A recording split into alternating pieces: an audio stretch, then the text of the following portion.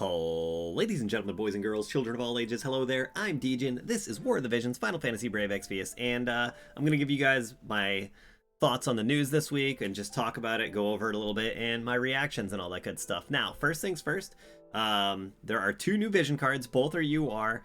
This is going to possibly be a 10K, or no, sorry, a 20K week for a lot of people. I might skip one. But I definitely want this card. It's very interesting to me. The first card is called Nightmare Before Halloween. It's an 80 cost card. It's not elemental locked like most cards we've had. The activation requirements for the party buff are just depends on your job or what kind of weapon you use. So staffs such as black mages, book, axe, spear, main jobs. Now keep in mind it does have to be the main jobs. In the past, certain things have worked with non-main jobs, but it does specify main job. This card has Man-Eater upon magic attack, strike attack resistance, and unit attack resist. That's actually really good. The strike attack resist up is going to help with all the snows that are out there. Previously, there hasn't been a ton of strike to worry about, but lately there's a lot of snows, so that will help. And of course, the Man-Eater upon magic attack and unit attack resist is amazing, as always. That stuff is super helpful, so it's really good there. The bestowed effect is magic up and area attack resist up for anyone that can use this card. And then for Lucia, Halloween only, she'll get more magic attack power and HP up. And then for staff equipable sub-jobs, now this isn't all the axe and blah blah blah, it's only the staff side of the house. You'll be able to utilize this ability, Curses Come in Threes. It's a 3-hit damage ability. So that will get your elemental chains done. If you're building an elemental chain, that's always good. It's not quite as good as like an ability like the Exorcist card has, Triple Trick, where you get elemental chain and a regular chain. This will only do elemental chain, I'm pretty sure, because it's magic based, and that's just how magic works. But it will also lower attack resist for 3 turns. Definitely a solid ability, 3-hit, huge range. Really good. This card I think is going to be sweet to have. I'm going to pull for it. I'll be pulling for it on Wednesday. And yeah, so the global upgrade, the Lucia thing is a global buff, so JP didn't have that. The Nightmare Before Halloween party ability, activation requirements, this is just talking about the party ability and all the weapons. We'll get into that more actually after. Now here's another thing. I had no idea this was a thing that was coming. But with the introduction of party abilities that have jobs as activation requirements, R and SR vision cards that were previously released will have effects with job activation requirements added to their party abilities. This is crazy to me. So for an example, SR Cactor card, normally just critical hit rates up everyone, but after this update, it's going to critical hit rate up. This is the party buff. But also if you use a staff of either type, mace, gloves, book, or sword for knights, there's like 12 different swords, we'll get into that in a bit, then you also get more max HP up, or whatever, you get the max HP up. That's crazy that these old cards are getting buffed.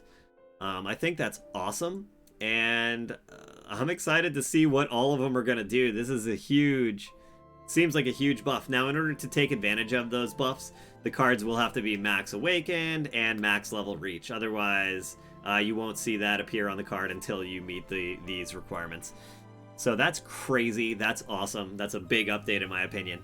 Okay, so the second UR card of the week is a 70 cost card. This is called Intersecting Destinies. It's a water card. Now this goes back to the old normal type that we know and like.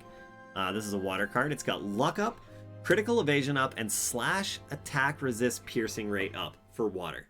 Additionally, whoever uses it has slash attack up, and then for Chunok and Ramada only, defense piercing rate and luck up. And then for Jaden Rundle, magic attack and agility. Very interesting there that Jaden's going to be on there, I guess because he's on the thing. But yeah, that's about it. There's going to be bingo boards for those 2 cards. And yeah. Oh, more Corwell, Shadowlynx, and Naya are getting their MA2s. So that's going to be some quests to look forward to. Some characters buffed there. No. Yes. Those are the 4, right? Did I say those right? More Corwell, Shadowlynx, Nia.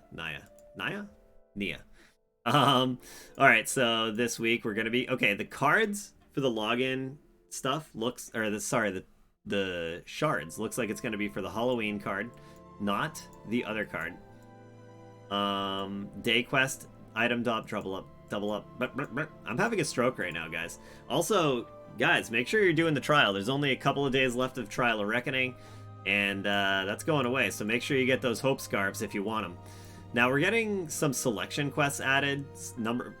Mission number 14 for Light and Earth. If you're a selection quest player, you're gonna love this because selection quests are pretty unique content that force you to use your MRs. Okay, this is big news in my opinion. We're getting Diaries of a Mischievous Witch book. This is Lucia's weapon. I didn't think we were gonna see this thing for like 6 months, but we're actually getting it right now. This thing is so OP. It doesn't really say what it does in here. If it's the same as JP, it's gonna be insanely good. I don't know if they're gonna nerf it for us. It doesn't say anything about any changes though. So basically, it increases magic attack. It increases defense debuff resistance. It increases human killer for magic attacks. It increases magic attack resistance penetration. It's crazy. It's crazy. You can make it magic, aim, or critical, and it's just a pretty great item, and it's probably a must-have item for Lucia. So it's really cool that we don't have to wait like 6 months for it, and she'll be able to rock that thing right out the gate. Now, additionally, we're getting a crow cloak.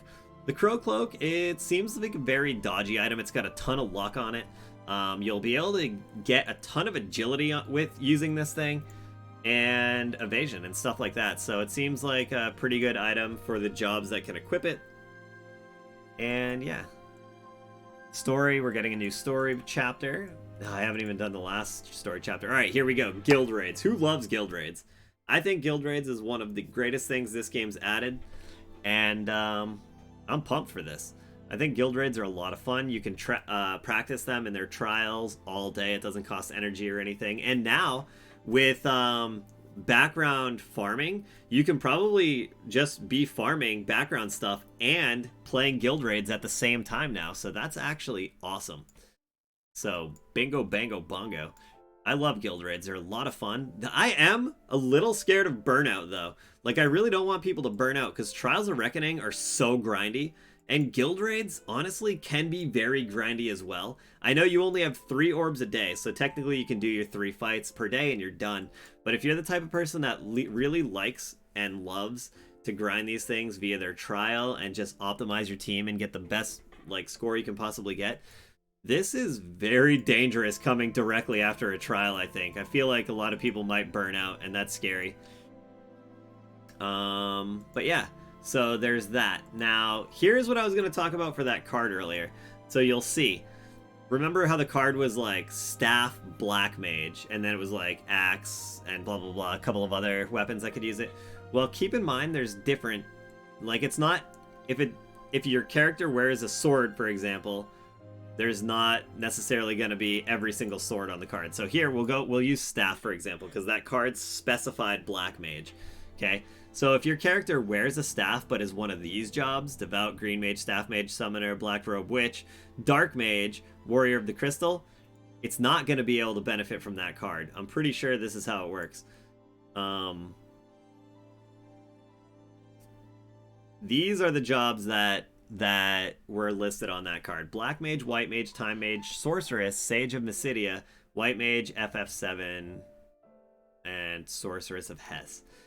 So, Black Robed Witch, I think, is out on the new card. Let me double check that. I'm pretty sure this says only, yeah, staff such as Black Mages. It doesn't say anything about the second. Now, I could be wrong. There's a possibility that I could definitely be wrong, and we'll see this when the card comes out on Wednesday. But as far as I can tell, we're only this top section of staff get to use that card. And the bottom staff are, nope, nada. Most of the other weapons, though, don't have multiple. Just staff and sword do. So if you see, like, mace, then your job's going to be able to do it. Or if you see gun, then your character will be able to utilize it. But when it says staff or sword, you got to be careful, because there's multiple classifications or categories of staff and sword. But yeah, I mean, guys, that's about it. You know what? I think I have a free pull. Let's throw a free pull into this video. But yeah, so that is about it. that's the news. I'm going to be pulling and playing. I am super excited to play this Wednesday because the Trial of Reckoning is going to be over. So I'm going to really work on Lucia. I'm going to do the fire mission that came out last week for Revelka, the Nightmare Quest, and I'm really excited. I think there's going to be a lot to do this Wednesday. So I'm looking forward to that. Super. I can't wait. So I will be live on Twitch for it if you guys want to hang out for that. You can always find me streaming this game on Wednesday mornings on Twitch. No rainbows. That's like my second or third day in a row with no rainbow. Boo-hoo, boo-hoo. But, yeah. Other than that, I guess just thanks for watching. Guys, good luck in your pulls for the cards. It's a dangerous one. We've been in Pull City, okay? Keep in mind the water card is not limited, so you can go for that later on if you want. You don't have to go ham for it now. The Halloween card is limited. But hey, maybe none of the weapons that can use it appeal to you. Maybe you don't have Lucia or whatever. I don't know.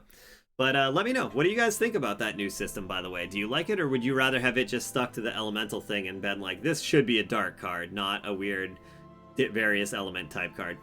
If it was a dark card, it would be pretty OP because Dark Hat does have a lot of magic users. It's got Lucia, Darkfina, Helena, Garvel, and that's only the URs, and there's probably more as well that I'm forgetting. So, but it's not a dark card. It's actually a staff, axe, bow, not bow, Anyways, I'm going to stop blabbing. But yeah, good luck everybody in your pulls. Hopefully everyone's been enjoying the trial, and hopefully everyone's looking forward to the guild raid. Alright, well, see you guys on Twitch on Wednesday, or in the next video I upload. I'll upload the pulls to the channel here if you don't catch them live. And have yourselves a merry little Halloween miss. Make your dreams come true. See ya!